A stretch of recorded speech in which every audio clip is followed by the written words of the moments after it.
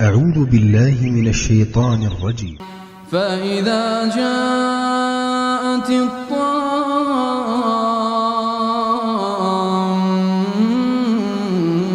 الكبرى يوم يتذكر الإنسان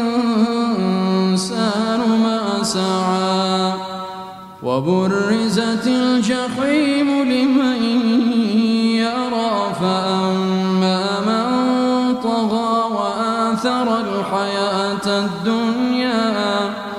وآثر الحياة الدنيا فإن الجحيم هي المأوى وأما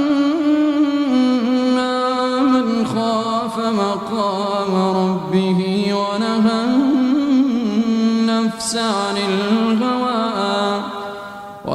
النفس عن الهوى فإن الجنة هي المأوى.